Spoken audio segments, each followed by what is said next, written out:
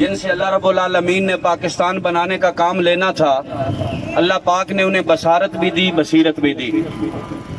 چند لمحے گزرے تو آپ نے ایک آدمی کو کہا کہ بھائی ایک گلاس پانی کا مجھے دو۔ وہ پانی کا گلاس لے کے آیا تو محمد علی جناح نے 2 گھونٹ پانی اس سے پیا، باقی کا پانی رکھ دیا۔ چند لمحے گزرنے کے بعد وہ ایک جو ہندو صحافی جس نے یہ اعتراض کیا تھا کہ ہماری دیواریں اکٹھی ہیں، ہماری زمینیں اکٹھی ہیں، ہماری دکانیں اکٹھی ہیں، تو آپ نے ہمیں تقسیم کر دیا ہے، تو آپ نے اس صحافی کو اشارہ کیا، فرمایا میرے پاس آ۔ وہ آیا تو آپ فرمانے لگے کہ یہ پانی پی لے۔ وہ کہنے لگا کہ میں تیرا جھوٹا نہیں پیتا۔ فرمایا تو کہتا تھا کہ تو اور میں ہم ہمسائے ہیں، تیری اور میری دیوار اکٹھی ہے، تیری اور میری زمین اکٹھی ہے، تیری اور میری دکان، فیکٹری، کارخانہ اکٹھا ہے، تو اب تو یہ پانی میرا دیا ہوا کیوں نہیں پیتا؟ وہ کہنے لگا کہ تیری میری دکان اکٹھی ضرور ہے، دل اکٹھے نہیں ہیں، تیری میری دیوار اکٹھی ضرور ہے، نظریات اکٹھے نہیں ہیں، تیری میری زمین اکٹھی ضرور ہے، عقیدہ اکٹھا نہیں ہے، تیرا اور میرا کاروبار کام اکٹھا ضرور ہے مگر مذہب اکٹھا نہیں ہے۔ تو مسلم ہے، میں ہندو ہوں، تیرا اپنا نظریہ میرا اپنا نظریہ، تیرا اپنا عقیدہ میرا اپنا عقیدہ، تیرا جھوٹا پانی میں نہیں پیتا۔ محمد علی جناح نے ایک لوہے کی ٹوپی پہن کے ایک سپاہی کھڑا تھا، اسے اشارہ کیا بھائی تو آ۔ وہ آپ کے پاس آیا، پوچھا تو کون ہے، کہاں کا رہنے والا ہے؟ کہنے لگا حضرت میں ترکی کا ہوں اور سپاہی ہوں۔ فرمایا یہ پانی تو پی لے۔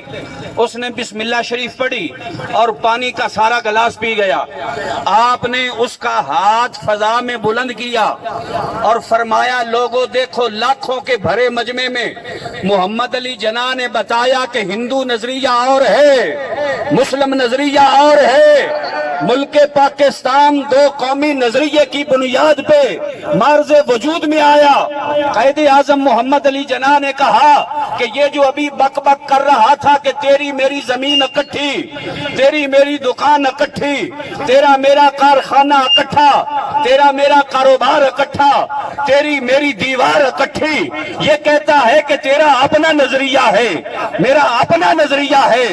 اب سن لو مسلمانوں کہ میں اور یہ ہندو ایک دھرتی پہ رہ کے بھی ایک نہیں ہو سکتے، ایک زمین پہ رہ کے بھی ایک نہیں ہو سکتے، سانجھی دیوار رکھ کے بھی ایک نہیں ہو سکتے، اکٹھا کاروبار کر کے بھی ایک نہیں ہو سکتے۔ اور یہ جو ترک سے آیا ہے یہ اگرچہ دور کا ہے، میں اور یہ اکٹھے ہو سکتے ہیں، ہندو اور میں اکٹھے نہیں ہو سکتے، اس لیے کہ ہمیں آمینہ کے لال نے جو رشتہ بتایا ہے وہ دکانداری کی بنیاد پہ نہیں بنایا، ہم نے جو تعلق بنایا ہے وہ سانجھی دیوار کی بنیاد پہ نہیں بنایا، ہمارا بھائی چارہ اکٹھی زمین کی بنیاد پہ نہیں ہے، ہمارا بھائی چارہ لا الہ الا اللہ محمد الرسول اللہ اس کلمے کی بنیاد پہ بنتا ہے۔ کلمہ پڑھنے والا ہو، دنیا کے آخری کونے میں رہنے والا ہو، وہ میرا بھائی ہو سکتا ہے، یہ ہندو میرا ہمسایہ رہ کر بھی میرا بھائی نہیں ہو سکتا۔ یہ ہے وہ 2 قومی نظریہ جو قائد اعظم محمد علی جناح نے لاکھوں کے بھرے مجمع میں بمبئی کی اس کانفرنس میں پیش کیا۔ آج میں پوچھتا ہوں ایوان بالا میں بیٹھنے والوں سے، وزیر اعظم سے لے کر ایک چھوٹے سے چھوٹے اسمبلی کے ممبر سے، کہ جناب مل آپ کے 14 اگست کا جو جشن مناتے ہو، گاڑیاں سرکاری ہوتی ہے، پٹرول سرکاری ہوتا ہے، خرچہ سرکاری ہوتا ہے، اس پر جو جھنڈا لگتا ہے وہ سرکاری پیسوں سے آتا ہے، تیری گاڑی میں جو پٹرول چلتا ہے وہ سرکاری پیسوں سے آتا ہے، تیرے پاس لوگ جو جشن میں شرکت کرتے ہیں سرکاری خزانے سے دہاڑی دے کر انہیں بلایا جاتا ہے۔ ذرا بتا تو صحیح ہمیں کہ وہ کون سا نظریہ ہے کہ جس نظریے کی بنیاد پر ملک پاکستان کی بنیاد کو رکھا گیا تھا؟ ابھی تم نے بتایا کہ کس نظریے کی بنیاد پہ پاکستان کی بنیاد رکھی گئی؟ وہ دو قومی نظریہ کیا ہے؟ اس کی وضاحت کیوں نہیں کرتے؟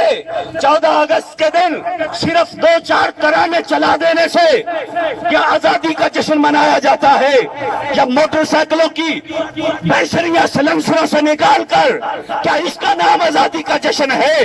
یا کہ اپنے اسلاف کی قربانیوں کو یاد کرنا اور لوگوں کے سامنے دو قومی نظریہ کی وضاحت کرنا اور بتانا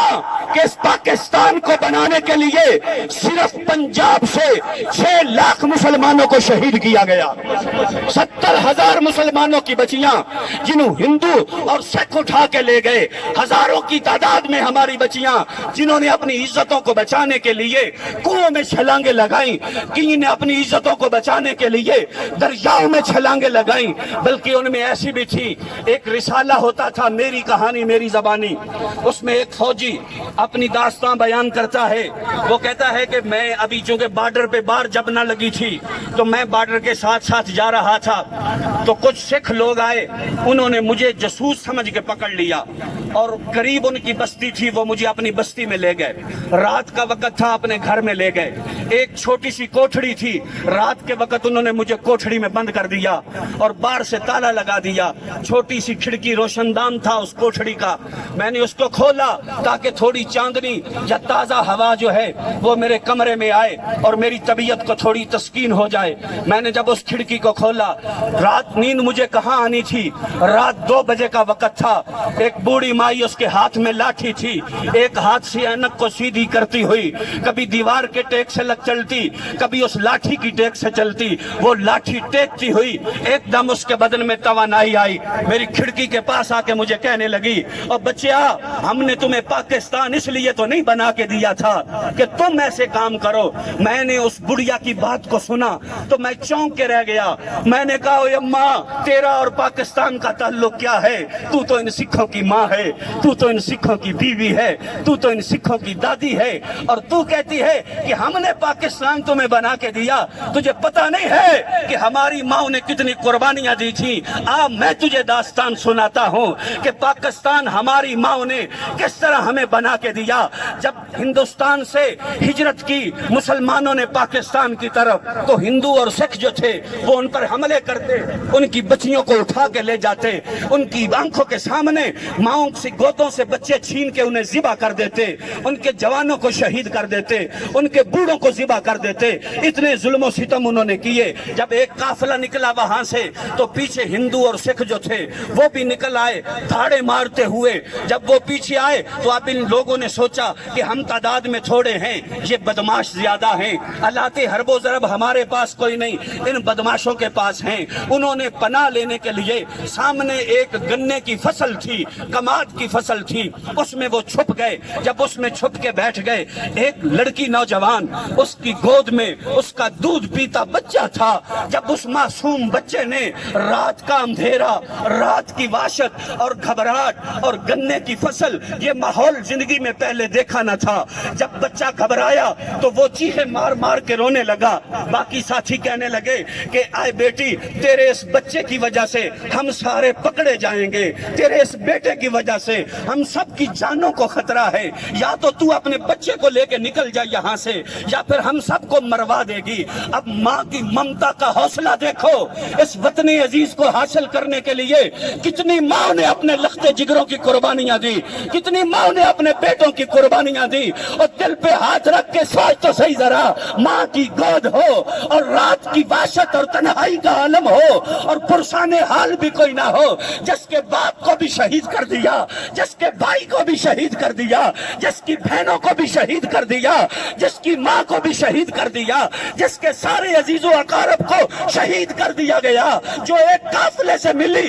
تاکہ اس پلیت دھرتی سے نکل کر میں پاکستان کی بات پاک دھرتی پہ چلی جاؤں، کوئی میرے بچے کا سہارا بنے گا، کوئی میرا سہارا بنے گا، مجھے مسلمان بھائی مل جائیں گے، مجھے مسلمان بہنیں مل جائیں گی، مجھے مسلمان بزرگ مل جائیں گے، میرے دکھوں کا مداوا ہو جائے گا، میں آزادی سے اسلام کا نام لے سکوں گی، میں نماز پڑھ لوں گی، میری عفت کو تار تار کرنے والا کوئی نہ ہوگا، میری چادر کو داغدار کرنے والا کوئی نہ ہوگا، میرے سر سے دوپٹہ چھیننے والا کوئی نہ ہوگا، میری عزت بھی بچ جائے گی، میرا دین بھی بچ جائے گا۔ جب اس ماں نے اپنے ساتھیوں کی اس بات کو سنا کہ یا اپنے بچے کو لے کے چلی جا اور یا پھر اس بچے کو چپ کرا دے، چاہے یہ جیسے بھی چپ کرے، اب اس نے سوچا اگر میں لے کے نکلوں تو یہ ہندو بدماش نہیں چھوڑیں گے، یہ سکھ بدماش نہیں چھوڑیں گے۔ اس ماں نے اپنی گود میں بیٹھے ہوئے بیٹے کی گردن پہ ہاتھ رکھا اور اوپر سے دبا دیا اور اپنے ہاتھوں سے بیٹے کی گردن کو دبا کے اسی جگہ پہ اپنے بیٹے کو شہید کر دیا، اور پھر اپنے ساتھیوں کو کہنے لگی کہ بتاؤ اب تو میرے بچے کی وجہ سے تم نہیں پکڑے جاؤ گے، اب تو میرے بچے کی وجہ سے نہیں پکڑے جاؤ گے۔ میں پوچھتا ہوں اسمبلیوں کے ان گنڈوں اور بدماشوں سے کہ جنہوں نے اسلام آباد کے اندر ہندو مندر بنانے کی منظوری دی، میں ان سے پوچھتا ہوں کہ جنہوں نے کرتارپور بارڈر کھولنے کی منظوری دی، اور بتاؤ رات کے وقت کماج کی اس فصل میں جس ماں نے اپنے بیٹے کی گردن کو دبایا تھا آزادی کے لیے، اپنی عزت کو بچانے کے لیے، رب کائنات کی قسم ہے قیامت کا دن ہوگا، تمہارا ہاتھ ہوگا، اس ماں کا گریبان ہوگا اور وہ پوچھے گی اور بدماشو تم اسمبلیوں کی کرسیوں پہ بیٹھے رہے، پاکستان کے ٹیکسوں پہ پلتے رہے، تم نے اپنی نسلیں بنا لی، اربوں خربوں کی پراپرٹی بنا لی، پاکستان پہ حکومت کر کر کے لوٹتے کھاتے تم نہ تھکتے تھے۔ بتاؤ میں وہ ماں ہوں جس نے پاکستان کی جدوجہد آزادی کے لیے، اپنی عزت اور عصمت کی حفاظت کے لیے، ملک پاکستان کے لیے اپنے ہاتھوں سے اپنے بیٹے کی گردن کو دبایا تھا۔ بتاؤ تم نے ہمارا بدلہ کیا لیا؟ کیا بدلہ لیا تم نے؟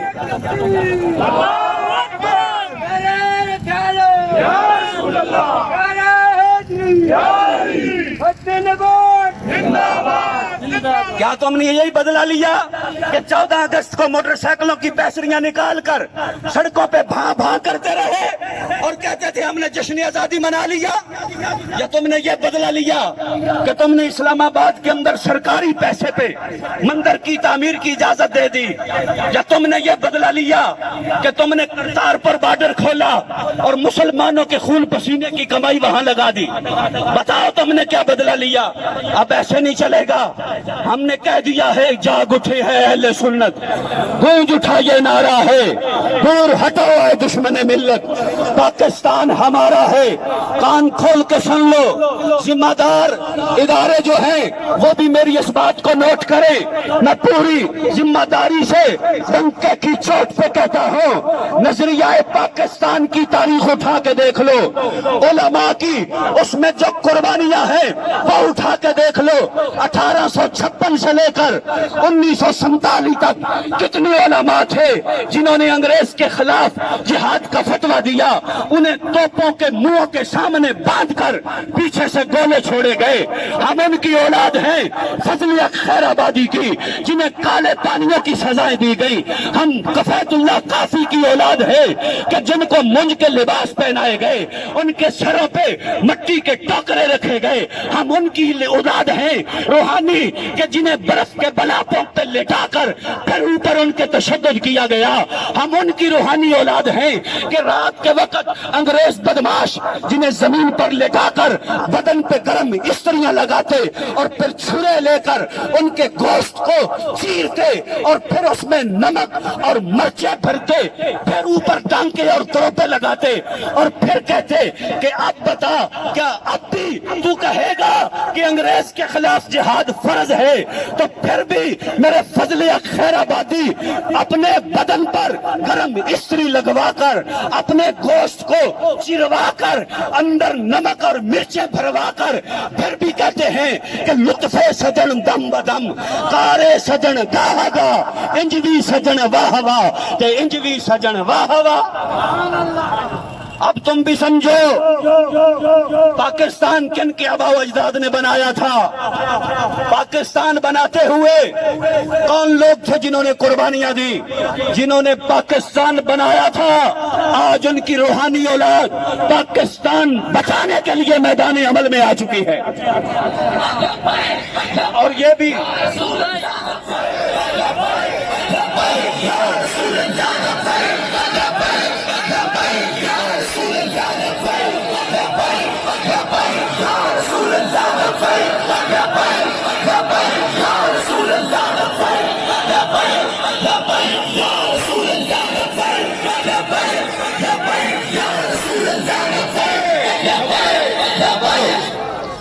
میں گزارش کرتا ہوں اپنے ذمہ دار اداروں سے 14 اگست والے دن سرکاری سطح پہ 2 قومی نظریہ پیش کیا جانا چاہیے۔ آپ سارے احباب مطالبہ منظور کرتے ہیں نا جی؟ 14 اگست کو سرکاری سطح پہ ایوان صدر سے لے کر پاکستان کے سرکاری چھوٹے سے چھوٹے ادارے تک جو تقریب کی جاتی ہے اس میں 2 قومی نظریہ پیش کیا جانا چاہیے اور اس کی وضاحت کرنی چاہیے کہ پاکستان کس نظریے کی بنیاد پر مرز وجود میں آیا۔ تم یہ کام کرو پھر ہم دیکھیں گے کہ اسلام آباد میں ہندو مندر کیسے بنتا ہے۔ تم یہ کام تو کرو۔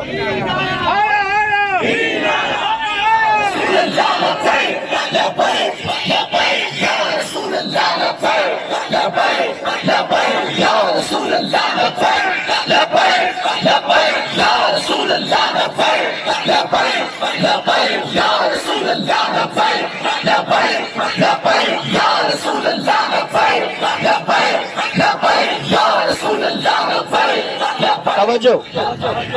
تو میں عرض یہ کر رہا تھا کہ وہ فوجی کہنے لگا اماں ہم تو ان کی اولاد ہیں، ہم تو ان کے بھائی ہیں کہ جن ماؤں نے اپنے دودھ پیتے بچوں کو اپنے ہاتھوں سے ان کی گردنیں دبائیں۔ جب بوڑھی مائی نے یہ بات سنی تو وہ کہتے ہیں کہ مجھے نہیں سمجھ آئی کہ اس مائی کے پاس ہمت کہاں سے آ گئی۔ اس کی آنکھوں سے آنسو چھلکنے لگے اور وہ گرجدار آواز سے کہنے لگی او بچیا انہی میں سے ایک میں بد نصیب بھی ہوں، ایک میں بھی انہی میں سے ہوں کہ جنہوں نے اپنی ملک کو پاکستان کے نظریے کو بچانے کے لیے اپنی عزتوں کی قربانیاں دی تھی۔ میرا نظریہ آج بھی وہی ہے، میرا عقیدہ آج بھی وہی ہے۔ اب میں بوڑھی ہو گئی ہوں، ان سکھوں سے میری اولاد بھی پیدا ہوئی، میری اولاد کی اولاد بھی پیدا ہوئی، اب میرے پوتے بھی ہیں، میری پوتیاں بھی ہیں، میں تالا کھولوں گی۔ پترا تو چلا جانا مگر پاکستان کے لوگوں کو میرا ایک پیغام ضرور سنانا کہ انڈیا میں ایک بوڑھی مائی مجھے ملی تھی جسے سکھ اٹھا کے لے گئے تھے، اب وہ داتی بن چکی ہے اور وہ تمہیں یہ پیغام دیتی ہے کہ میرا پوتا یا پوتی ان میں سے کوئی بھی جب بیمار ہوتا ہے تو میں کہتی ہوں مجھے پانی کا گلاس دو، وہ مجھے پانی کا گلاس دیتے ہیں، میں پاکستان پڑھ کے اس پانی پہ پھونک مار کے اپنے پوتوں پوتیوں کو پلاتی ہوں، اللہ کی عزت کی قسم ہے میرے بچے ٹھیک ہو جاتے ہیں۔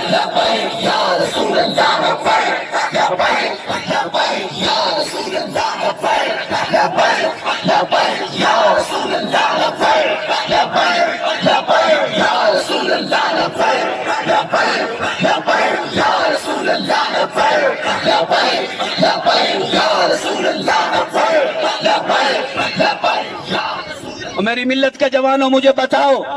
کیا ملک کی دولت لوٹنے والے تمہیں بتائیں گے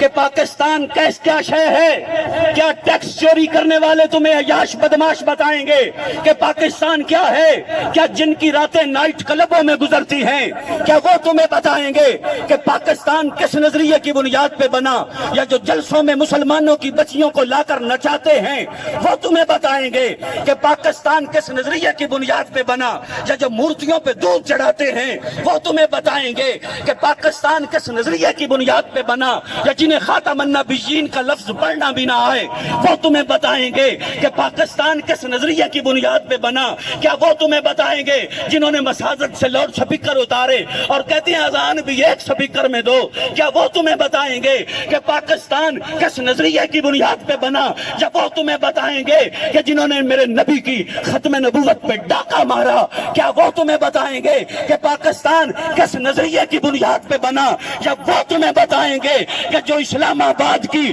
پھٹرتی ہواؤں میں چلتی گولیوں میں 12,000 شل کھا کے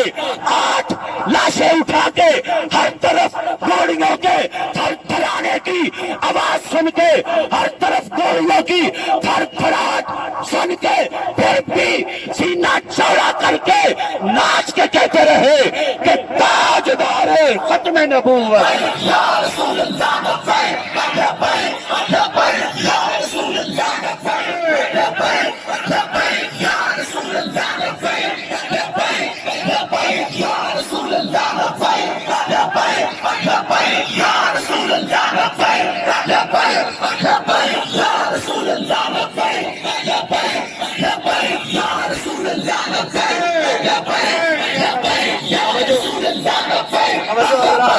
لبیک۔ پاکستان کا نظریہ اگر پیش کرے گا تو کوئی محمد عربی کا غلام ہی پیش کرے گا۔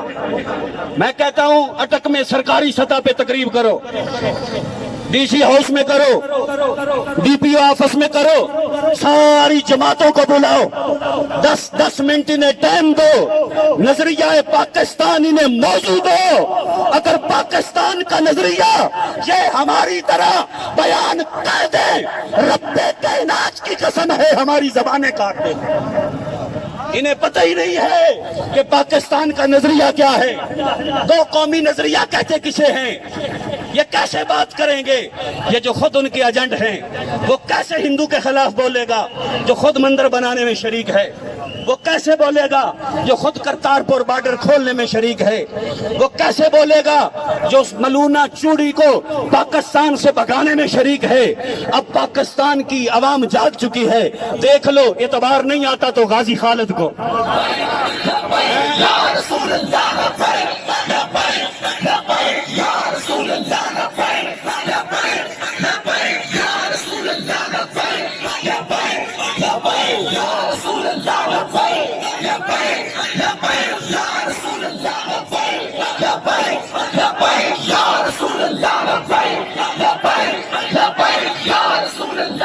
اگر تمہیں ختم نبوت کے مسئلے کی سمجھ نہیں آتی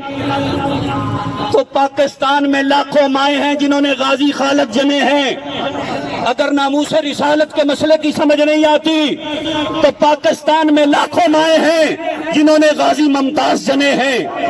اگر تمہیں ختم نبوت کے پیرے کی سمجھ نہیں آتی تو پھر دیکھ لو اس ویل چیئر والے بابے خادم حسین رضوی کو کہ آج بھی کفر جس کے نام سے لرزتا ہے، جس کا نام میڈیا پہ لکھو۔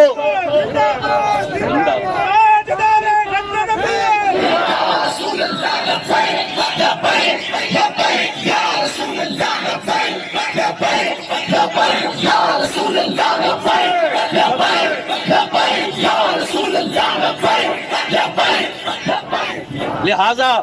میری ملت کے جوانوں، اب جاگنے کا وقت ہے۔ پاکستان دو قومی نظریہ کی بنیاد پہ بنا، دو قومی نظریہ کی بنیاد کرے گا، دو قومی نظریہ کی بنیاد کی وضاحت کرے گا تو میرے نبی کا کوئی غلام کرے گا۔ اور دوسری بات، پاکستان یہ اللہ کی نشانیوں میں سے ایک نشانی ہے۔ اس کی مثال حضرت صالح علیہ السلام کی اونٹنی کی طرح ہے۔ جن لوگوں نے آپ کی اونٹنی کے پاؤں کاٹے وہ نیست و نابود ہو گئے، تباہ و برباد ہو گئے۔ میں اللہ کی عزت کی قسم اٹھا کے کہتا ہوں، میرا وطن، وطن عزیز، ملک پاکستان یہ ہماری ماں ہے، یہ ہماری دھرتی ہے،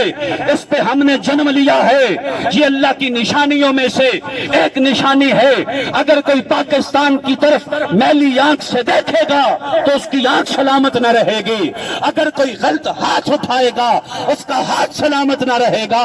اگر کوئی غلط قدم اٹھائے گا اس کا قدم سلامت نہ رہے گا۔ ہم چیر دیں گے اس سینے کو جس میں پاکستان کا بغض پلتا ہے، ہم پھاڑ دیں گے اس کلیجے کو کہ جس میں پاکستان کا بغض پلتا ہے، ہم پھاڑ دیں گے اس بھیجے اور دماغ کو کہ جس میں پاکستان کے خلاف تجویزیں آتی ہیں۔ اگر تمہیں اعتبار نہیں آتا تو ماضی قریب میں ہمارے فلم جوان جو ہے وہ جناب حسن صدیقی کو دیکھ لو کہ جب ہندوؤں نے، جب انڈیا والوں نے، جب ابھی نندن نے پاکستان کی طرف رخ کیا تو ہمارے اس فوجی نوجوان نے ان کے پرخچے اڑا کے رکھ دیے۔ اگر تمہیں پھر بھی نہیں، مودی کو پھر بھی سمجھنا ہے تو مودی کے یاروں کو یہ بات اسے سمجھانی چاہیے کہ ایم عالم کو بھول نہ جاؤ۔ کیوں جی؟ ایم عالم کو بھول نہ جاؤ، حسن صدیقی کو بھول نہ جاؤ۔ رب کائنات نے ہمیں وہ دلیر فوج عطا فرمائی ہے، وہ بہادر فوج عطا فرمائی ہے، اور وہ صلاحیتوں سے بھرپور ایسے جذبے والی فوج پوری دنیا میں کسی کے پاس نہیں ہے جیسا جذبہ اللہ پاک نے ہماری پاک فوج کو عطا فرمایا ہے۔ ہم کہتے ہیں کہ پاک فوج قدم بڑھاؤ، ہم تمہارے اب صرف جشن آزادی نہیں بلکہ اب ہم جشن کشمیر بھی منانے کی تیاریاں کر رہے ہیں۔ اب ہم کشمیر کا بھی جشن منانے کی تیاریاں کر رہے ہیں انشاءاللہ تعالی، اور ان قریب وہ وقت دور نہیں ہے جب یہ محمد عربی کے غلام لبیک کے نعرے لگاتے ہوئے کشمیر میں داخل ہو جائیں۔